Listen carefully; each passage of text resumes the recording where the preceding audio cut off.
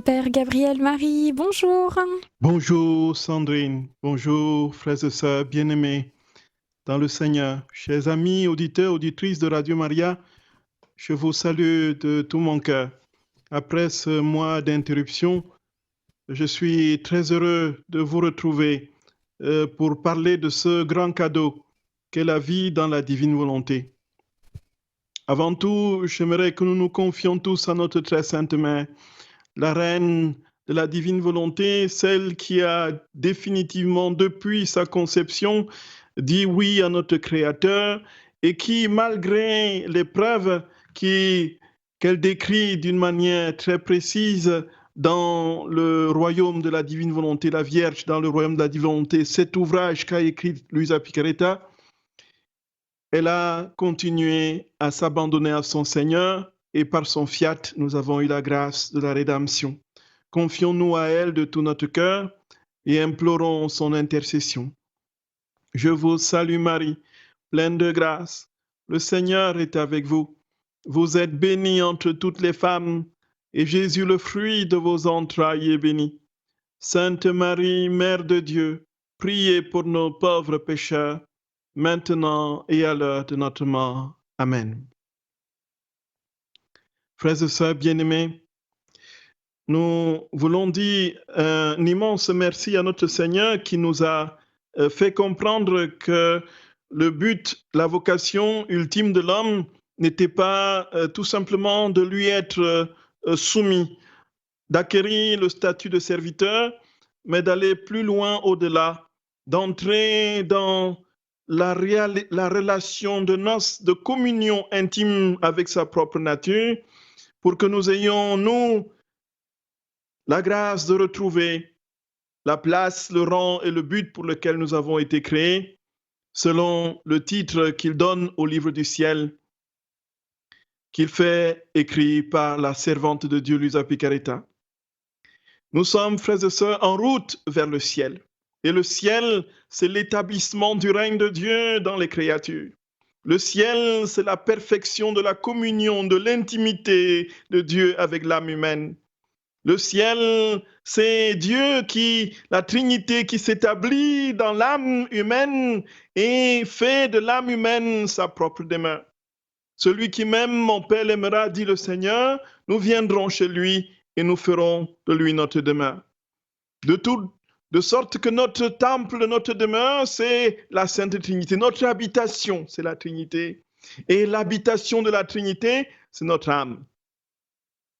Frères et sœurs bien-aimés, nous parlions le mois de septembre dernier, du privilège unique qu'Adam avait sur tous les êtres créés. Il était le roi de la création du fait que tout fut créé pour lui. Tout a été créé en vue de lui. Il était en plus l'image parfaite de Dieu parce que celui-ci l'avait investi de toute sa personne. Le Père avait investi sa volonté, le Fils son intelligence et l'Esprit Saint sa mémoire. Et il avait donc une structure trinitaire. De cette structure trinitaire jaillissaient, comme nous l'avions dit, trois soleils divins qui sont tout simplement l'émanation à l'infini des attributs de Dieu. Les soleils de sainteté, les soleils d'amour, les soleils de tendresse, les soleils de bonté, les soleils de joie, les soleils de force, les soleils d'intelligence, ainsi de suite. Tout ce que l'on peut imaginer comme attribut divin dans la réalité justement de ce que constitue le Père, le Fils et le Saint-Esprit émanait, sortait d'Adam. Et ces soleils, comme nous l'avions dit, frères et sœurs bien-aimés, devaient couvrir toute la famille humaine. Et alors, malheureusement, l'homme, en se retirant du fiat de Dieu, il est devenu déformé et désordonné, comme Jésus le dit lui-même à Luisa Picaretta, et il a cessé de ressentir la force de l'unité et de l'inséparabilité, que ce soit avec son Créateur ou avec toutes les générations d'hommes. Et ça a été la chute dans la condition fragile qui est la nôtre aujourd'hui. Et Jésus dit, c'est pourquoi en se retirant de notre divin fiat, encore une fois, il a perdu la grâce de l'unité et de l'inséparabilité. Il s'est senti comme un corps divisé, brisé dans ses membres, et qui ne possède plus toute la force de son corps en entier. C'est pourquoi ma divine volonté, dit Jésus, veut de nouveau entrer comme acte premier dans la créature, afin de réunir les membres brisés et redonner à l'homme l'unité et l'inséparabilité tel qu'il était sorti de nos mains créatrices. Donc Jésus dit, nous nous trouvons dans la situation d'un artisan qui a fabriqué cette magnifique statue qui fait l'étonnement du ciel et de la terre. L'artisan aime tellement sa statue qu'il a mis en elle sa vie même. Ainsi, à chacun de ses actes et de ses mouvements, l'artisan ressent en lui la vie, l'acte, le mouvement de sa belle statue. Nous voyons la comparaison que Jésus prend, frères et sœurs bien-aimés. Il est l'artisan. Il a fabriqué l'être humain. Il a infusé, il a déposé dans l'être humain toute sa vie, la plénitude de sa vie, de sorte que lorsque il fait un mouvement, il sent sa vie se couler et se déployer dans l'œuvre de ses mains. L'artisan l'aime jusqu'au délit et ne peut s'empêcher de la contempler. Mais dans tout cet amour, la statue fait une rencontre, se heurte et reste brisée dans ses membres et sa partie vitale qui la conservait réunie et unie à l'artisan. Quel ne sera pas son chagrin? Et que ne fera-t-il pas pour reconstituer sa belle statue? Plus encore, étant donné qu'il aime toujours et qu'à cet amour délirant s'est ajouté un amour souffrant, telle est la condition de la divinité en regard de l'homme. Il est notre délit d'amour et de chagrin. Nous voulons refaire la belle statue de l'homme. Et comme le heurt a eu lieu dans sa partie vitale de notre volonté qu'il possédait, lorsque notre volonté sera rétablie en lui, la belle statue sera reconstituée pour nous et notre amour sera satisfait. Par conséquent, je ne veux rien d'autre de toi que la vie de ma divine volonté en toi. C'est au tome 25 du 25 décembre 1928. Frères et sœurs bien-aimés, nous comprenons ici le projet de Dieu. Dieu a façonné l'homme comme à l'image de cette statue. Il a diffusé sa vie en cette statue et il a été pris d'un chagrin profond lorsque cette statue, en son être profond qui le constitue comme image et ressemblance de l'artisan, c'est-à-dire la volonté, a été brisée. Et alors, ce profond chagrin l'a incité à vouloir refaire la statue et à restaurer cette statue à l'image première. Et voilà le but, justement, de la vie dans la divine volonté, la restauration de l'image première de la statue de l'homme défiguré par le péché dans ce qui fait sa ressemblance avec le Créateur, à savoir sa volonté. C'est pourquoi Jésus dit, ce que j'attends de toi, c'est la vie dans ma volonté, la vie dans ma divine volonté. Frères et sœurs, chers amis auditeurs, auditrices, quand Dieu a créé Adam, l'acte unique de Dieu conduisait tous ses actes. Donc l'acte d'Adam était contenu dans l'acte unique de Dieu. Et cet acte unique de Dieu procurait aux actes d'Adam une sainteté et une plénitude inégalée. Et donc, il n'y avait personne qui pouvait autant ressembler au Créateur qu'Adam. Dans l'infinité de ses perfections, de sainteté, d'intelligence, de puissance, de force, d'amour, de tout, encore une fois, de toutes les prérogatives. Et le Seigneur le dit très clairement, frères et sœurs bien-aimés, tous les actes d'Adam étaient le prolongement des actes de Dieu. Tout ce qu'il faisait découlait justement de Dieu. Il y avait comme une vie pleine, totale de la divinité de Dieu en Adam qui faisait que tous ces actes étaient les prolongements des actes de Dieu. Et Jésus dit que cela procurait une sainteté et une gloire inimitable. Or, tu dois savoir, dit Jésus à Luisa Picaretta, qu'Adam possédait cette sainteté lorsqu'il fut créé par Dieu. Et ses actes, même les plus petits, avaient une valeur telle qu'aucun saint, ni avant, ni après ma venue sur la terre, ne peut se comparer à sa sainteté. Et tous les actes de tous les saints n'ont pas la valeur d'un seul acte d'Adam, car il possédait dans ma divine volonté la plénitude de la sainteté, la totalité de tous les biens divins. Voyez, tous les actes des saints réunis n'égalaient pas l'acte d'Adam. Tout simplement parce que les actes d'Adam étaient la perfection des actes divins. Or, les actes des saints, ce sont des actes humains transfusés par la grâce sanctifiante qui, vaille que vaille, essayent d'approcher les actes de Dieu. Mais ce sont des actes humains simplement portés par le courant de la grâce. Alors que les actes d'Adam étaient les actes même de Dieu.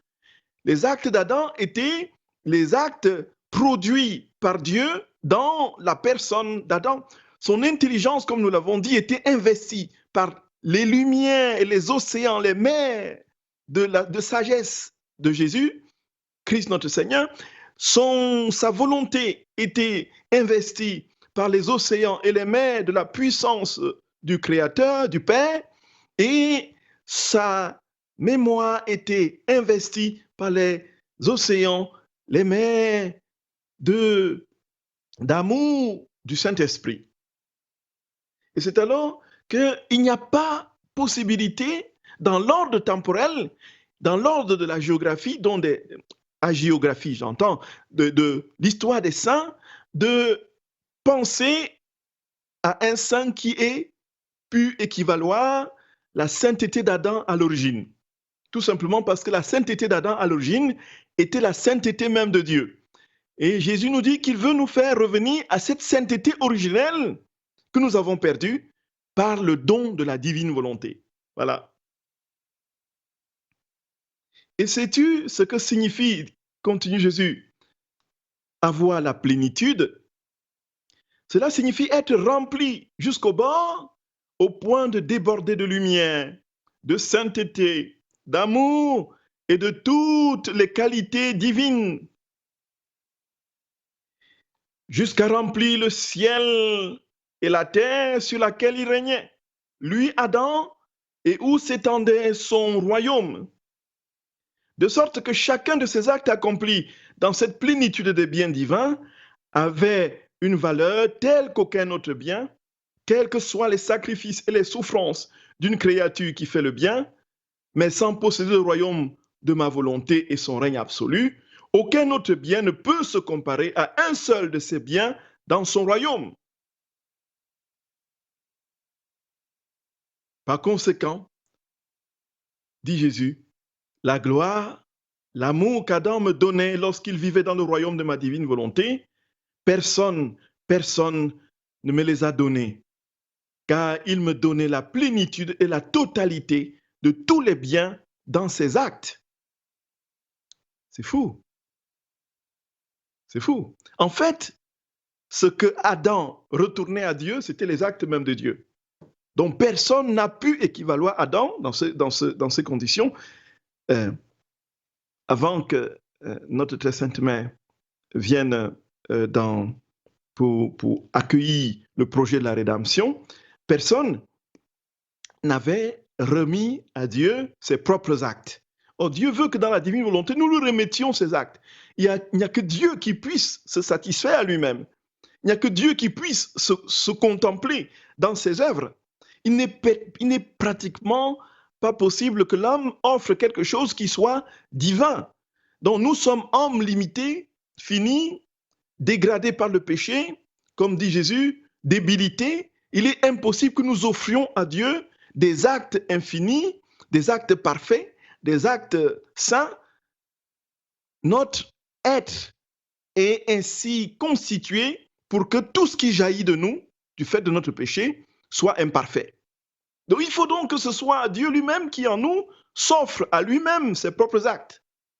Or, Adam avait cela à l'origine. Sainte Thérèse d'Enfant Jésus, n'est-ce pas, dit dans son acte d'offrande à l'amour miséricordieux, et elle dit, au soir de cette vie, je paraîtrai devant toi les mains vides, Seigneur, car tu ne nous demandes pas de compter nos œuvres. Toutes nos actions ont des tâches à tes yeux. C'est cela, en fait, en vérité. Si Dieu voulait compter nos œuvres propres et pures et saintes, personne ne serait sauvé. Parce que même dans les bonnes œuvres que nous posons, sont tapis des intérêts, conscients ou inconscients. Il faut donc que ce soit Dieu lui-même qui s'offre à lui sa propre vie, la propre perfection, en venant vivre en nous. C'est pourquoi, frères et sœurs, chers amis auditeurs et auditrices, la vie dans la divine volonté, là voilà, permettre à Dieu de venir s'offrir à lui sa propre sainteté. Voyez, la vie dans la divine volonté, c'est une sainteté divine. Et alors, Jésus dit, par conséquent, il dit, et c'est uniquement dans ma volonté que ces actes se trouvent. En dehors d'elle, ils n'existent pas. Donc, c'est dans la volonté de Dieu que ces actes parfaits existent. Ainsi, Adam possédait ses richesses, ses actes d'une valeur infinie que ma volonté éternelle lui communiquait en présence de la divinité. Car Dieu, en le créant, n'avait laissé aucun vide en lui, et tout n'était que plénitude divine dans la mesure où peut la contenir une créature. C'est au tome 25 du 2 octobre 1927. Voyez, frères et sœurs bien-aimés, voilà l'état, en fait, d'Adam à l'origine. En fait, la vie dans la divine volonté, c'est retrouver cet état à l'origine. Cet état que seul possède aujourd'hui notre très sainte mère, la Vierge Marie, et notre Seigneur Jésus-Christ. Dans l'ordre de l'humanité. Jésus, parce qu'il a pris notre condition d'homme. La Vierge Marie, naturellement, parce qu'elle était qu'une créature. Il n'y a personne d'autre qui ait eu reçu la plénitude, la totalité, de manière parfaite, de cette vie divine. Luisa Piccarreta l'a reçue après le mariage mystique, justement, après plusieurs années. Ce n'était pas immédiat. Et on voit bien dans les tomes qu'elle reste parfois une petite pécheresse. Hein. Et elle dit, bon voilà, elle se plaint, elle s'inquiète. Il n'y a pas cette ataraxie, cette paix totale et profonde que procure la vie divine. Vers la fin, elle a reçu effectivement de manière pleine. Mais le Seigneur lui a surtout donné des instructions pour que l'humanité arrive à comprendre et à vivre cette grâce déjà dès ici maintenant, cette grâce qui est signifiée dans la prière de notre Père, que ta volonté soit faite sur la terre comme au ciel, le grand cadeau de la vie divine. Et alors, frères et sœurs bien-aimés, chers amis auditeurs, auditrices de Radio Maria, comment est-ce que nous sommes arrivés à cette condition maintenant? Cette condition d'être fragilisé, d'être fini, d'être marqué par le péché, d'être débilité, de personnes débilitées telles que le dit le Seigneur. Tout simplement parce qu'il y a eu une épreuve. C'est l'épreuve d'Adam. Et on peut se poser la question légitimement, pourquoi y avait-il besoin d'une épreuve? Puisqu'il y avait une communion parfaite. Voyez? Il y avait une circulation d'amour entre le Créateur et la créature, en l'occurrence Adam. Il y avait une perfection de grâce de part en part, puisque la vie de Dieu coulait en Adam. Pourquoi est-ce qu'il y a eu besoin de mettre Adam à l'épreuve? Voilà, frères et sœurs bien-aimés, et c'est là que Jésus nous explique le sens de l'épreuve véritable. L'épreuve n'a pas pour but, justement, de nous extraire de la vie de Dieu. L'épreuve n'a pas pour but de nous éloigner de Dieu. C'est au contraire, c'est le contraire. L'épreuve a pour but, et Jésus va l'expliquer mieux que ce que je vais vous dire, a pour but de nous redonner la possession pleine et totale de ses propres biens, de nous situer en lui. En fait, quand Adam était dans cette vie divine primitive, l'acte de Dieu dirigeait ses propres actes. Il était donc, encore une fois, dans ce qui peut être de l'ordre d'une subordination de l'âme d'Adam à celle de Dieu. C'est Dieu qui inoculait ses propres actes en Adam. Et l'épreuve devait avoir un autre but s'il avait véritablement pris possession de la volonté de Dieu en abandonnant sa volonté. Il aurait donc pris, en quelque sorte, il serait devenu le générateur des actes divins comme Dieu lui-même. Jésus l'explique, frères et sœurs bien-aimés, c'est impressionnant, c'est impressionnant, c'est fou, c'est fou, c'est fou, c'est fou, c'est fou, c'est fou, c'est fou, c'est fou. Et alors, Dieu a voulu confirmer Adam, justement, dans son état d'innocence, en lui exigeant une épreuve. Donc, on voit ça au tome 14 du 9 septembre 1922. Cette épreuve, c'était de ne pas toucher au fruit défendu. S'il avait passé l'épreuve, il se serait confirmé, lui et ses descendants, dans un état de félicité et de royauté sur toutes les choses créées. Alors, Adam, parce qu'il n'a pas refusé le fruit, il a échoué à cette épreuve et a ainsi précipité l'humanité dans le désordre. Et Jésus dit, au tome 18, frères et sœurs bien-aimés, du 11 février 1926, il dit que Adam, en se retirant de la divine volonté, s'éloigna de son Créateur. Cette distance l'a affaibli, l'a débilité et complètement déréglé, sémant ainsi le désordre dans toutes les générations humaines. Car une fois que le mal est dans la racine, l'arbre tout entier doit ressentir les effets malins et les humains nocifs de cette racine. Et alors, pourquoi y a-t-il eu épreuve? Comme nous l'avons dit, c'est au tome 14 du verset 9, pardon, du 9 septembre 1922.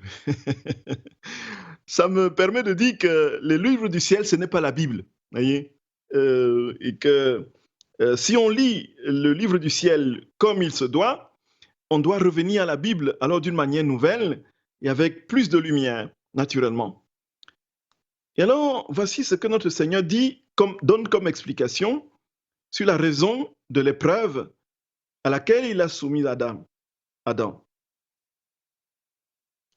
Il dit Jésus, la seule raison pour laquelle j'ai demandé à l'homme de s'abstenir du fruit défendu est la suivante. Je voulais un acte sacrificiel de sa volonté opérante envers la mienne, afin qu'en faisant le sacrifice du lien de sa volonté humaine avec la mienne, l'homme puisse prendre possession de ma volonté et moi de la sienne. Voilà. Afin que nous puissions tous deux régner avec la même puissance, la même sagesse et les mêmes richesses. Voyez? Comme il était né de moi, je voulais qu'il ne soit en rien différent de moi. Il était mon fils et quel père ne voudrait pas que son fils soit aussi riche et heureux que lui?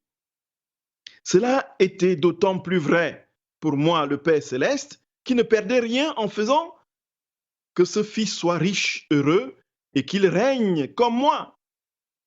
Aussi, lorsqu'Adam a rompu le lien de sa volonté humaine avec la mienne, mon amour n'a pas gardé le silence, mais a intensifié ses flammes ardentes. Et je voulais à tout prix produire un autre moi, et j'ai donc choisi mon humanité qui, en se sacrifiant à ma divine volonté en toutes choses, a pris possession de ma volonté humaine, et par ce moyen, j'ai accompli en elle le dessein de la création de l'homme. Voyez, frères et sœurs bien-aimés, chers amis auditeurs, auditrices, dont la raison est simple. Si Adam a été soumis à une épreuve, c'est tout simplement parce que le Seigneur voulait le faire passer de la condition de serviteur à celle du Fils, qui règne avec son Père. Et nous pouvons imaginer effectivement, quand nous avons une entreprise humaine que nous voulons céder à notre progéniture, à notre Fils, nous essayons au moins de l'initier, nous l'initions effectivement. Il y a un effort à faire pour entrer dans la compréhension du fonctionnement de l'entreprise. Et si cela est refusé par le Fils, il ne pourra jamais prendre le contrôle de l'entreprise, ce n'est pas possible. Donc l'épreuve, c'est l'examen en quelque sorte. C'est le temps que l'on prend pour s'emparer des biens, des vérités, des secrets, de la manière dont les choses qui doivent nous être léguées marchent. C'est comme l'examen de passage dans les classes d'école. Exactement la même chose. Nous ne pouvons pas imaginer que l'on délivre un diplôme d'ingénieur sans aucun examen. Donc, il y a une vérification des connaissances qui n'est pas une manière d'humilier celui l'examiné, mais plutôt de lui permettre d'acquérir la possession, d'avoir la possession totale, pleine, la maîtrise parfaite de son domaine. De même, quand Dieu a soumis Adam à cette épreuve, il a tout simplement voulu que Adam soit entièrement, totalement, pleinement à la place même et au rôle de son père, qu'il prenne avec son père comme un véritable fils les rênes de la création et qu'il règne avec son père, qu'il ait les mêmes richesses que son père, qu'il ait la même sagesse que son père. Voyez. Nous avons Albert qui souhaiterait vous poser des questions. Bonjour Albert. Oui, bonjour Sandrine. Bonjour Père. Bonjour cher frère. Un grand merci pour votre enseignement. Il me touche beaucoup et il me rejoint pour percevoir que la Trinité ne désire que se reposer en moi. Amen, amen, amen. Alors, je voulais vous demander si dans le chemin donc de Jésus, dans le cœur donc de Louisa, comment il a exprimé eh bien, la fécondité éternelle de la Trinité. Oui. Alors, est-ce que le péché d'Adam a été exprimé comme étant le bienheureux péché pour avoir la plénitude de l'unité avec Ève qui n'a pas été encore exprimée? Oui. Oui, mon cher frère. Disons que le Seigneur parle de la condition d'Adam comme étant une condition d'échéance. Et il faut dire que le Felix culpa de la nuit pascale que nous prenons pour la veillée, c'est pour mieux magnifier ce mystère de la rédemption qu'a accompli notre Seigneur lorsqu'il est venu prendre chair de notre chair, est mort et est ressuscité pour nous. Et comme la chignode, le moyen, c'est-à-dire que le prétexte pour que cette rédemption soit accomplie, s'établisse et se manifeste, c'était le péché de l'homme, on parle donc de bienheureuse faute, Felix culpa. Mais en général, en principe, le but de la rédemption, justement, est devenu travail de guérison des plaies humaines, tout simplement parce que l'homme a péché. Et Jésus dit à Luisa Picarita, même si l'homme n'avait pas péché, il serait venu dans la condition de l'homme et il aurait pris possession de notre condition, non pas pour guérir nos blessures, mais pour régner.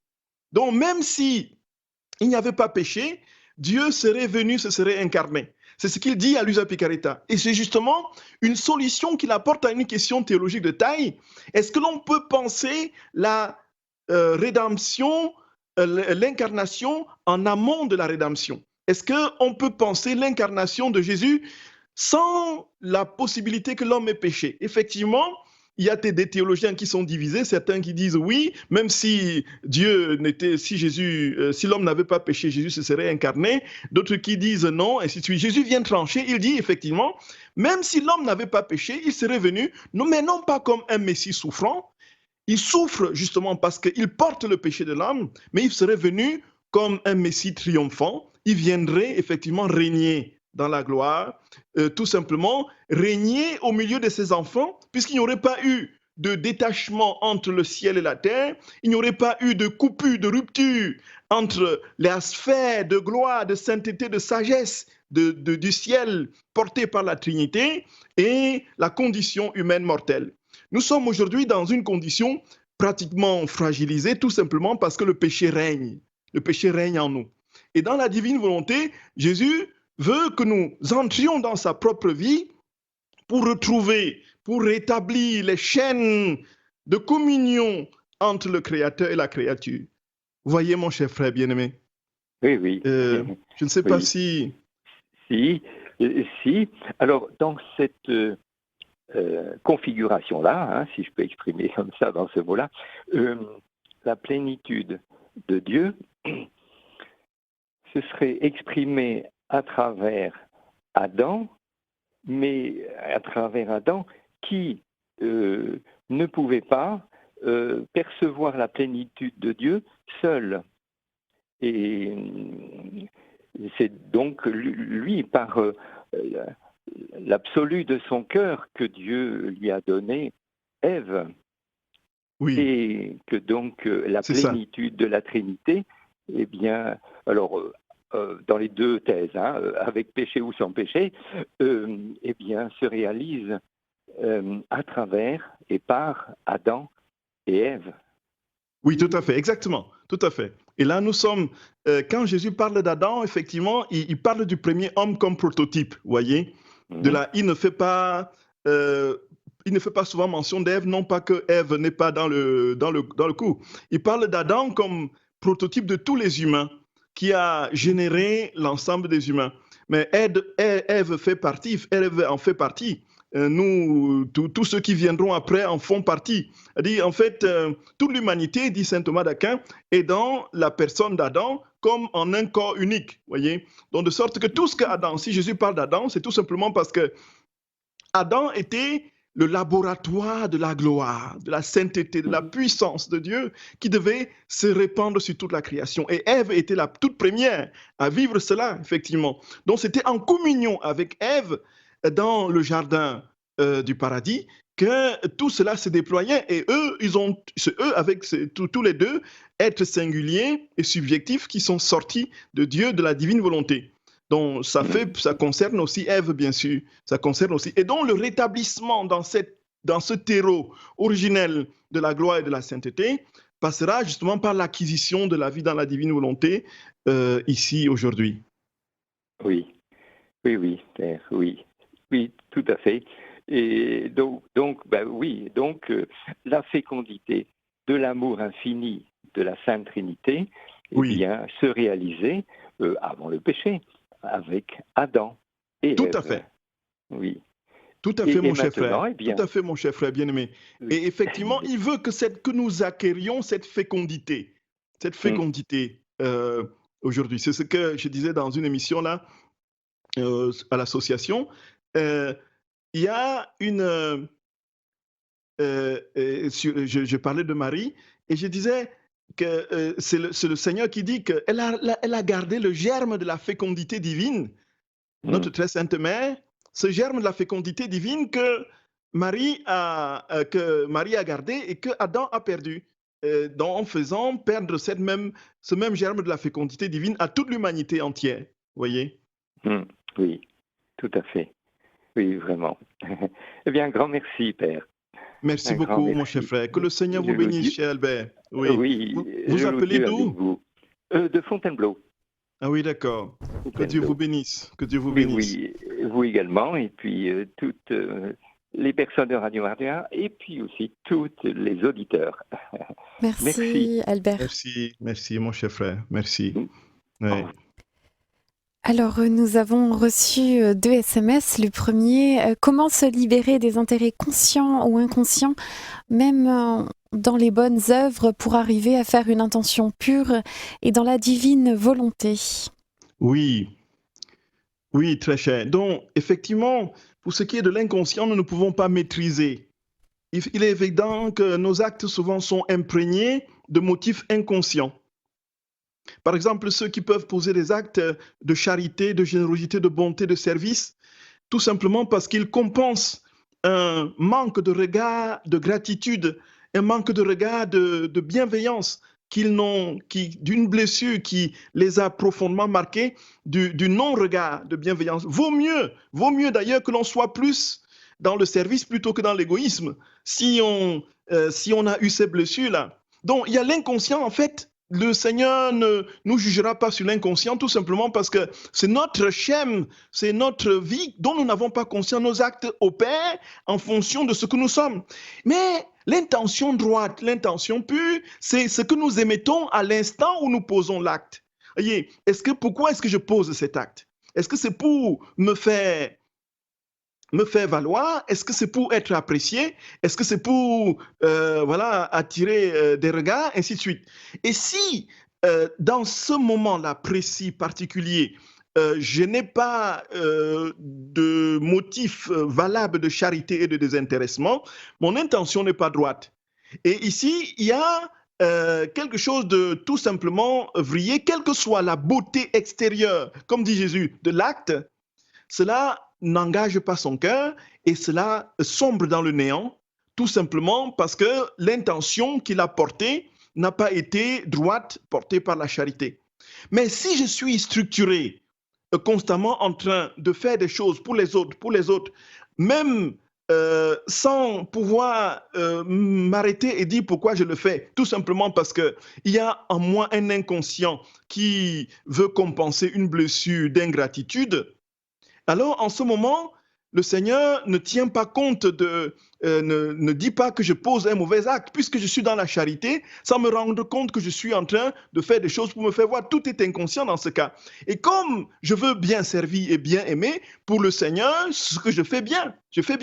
Sinon, nos actes, si on devait chaque fois scruter notre inconscient pour chercher à déterminer les mobiles de nos actes, on ne finirait pas de poser des actes tout simplement parce qu'aucun acte ne serait bon en soi, voyez. Parce qu'il y a toujours, comme disait Sainte Thérèse, que nous avons cité tout à l'heure, c'est toujours entaché. Mais c'est au moment de l'accomplir, dans l'acte conscient, que tout se joue. Si je suis conscient en ce moment que je fais des choses pour mon intérêt, là, ça tombe mal. Et si je fais les choses pour aimer, pour rendre service, pour faire plaisir, même si ce plaisir en amont, sur des générations, sur des années, était porté par une blessure, pour le Seigneur, je fais un acte bon. Voyez? Merci, Père. Ça fait un petit peu penser à cette offrande que donne cette veuve qui donne 2 piécettes aux yeux du monde. En tout cas, on a l'impression que c'est très peu. Mais après ça, ceux qui arrivent après et donnent aussi des sommes beaucoup plus conséquentes. Et finalement, ça ne leur coûte rien. Tout à fait, chère Sandrine. Tout à fait. Et le deuxième SMS? Alors... bonsoir Radio Maria, merci Père pour ce bel enseignement bien décortiqué. Oui, d'accord. Merci beaucoup, notre chère sœur. Nous remercions notre Seigneur, de qui vient tout don et toute grâce. Ouais. C'est déjà l'heure, Sandrine. Oui, on arrive déjà au terme de l'émission, à grand regret. Tout à fait. Voilà, chers frères et sœurs bien-aimés, chers amis auditeurs, auditrices de Radio Maria, aimons notre Seigneur de tout notre cœur, aimons-le. C'est sur le fondement de cet amour qu'il va bâtir son règne et qu'il va nous donner ce grand cadeau de sa propre vie. Aimons-le gratuitement, sans intérêt. Libérons-nous de tout ce qui pourrait parasiter notre amour de lui. Et ne vivons que pour que son règne arrive, que sa volonté soit faite sur la terre comme au ciel, que le ciel descende sur la terre et que la terre se transforme en sphère de gloire, de joie et de sainteté, surtout en ce temps critique que notre humanité traverse.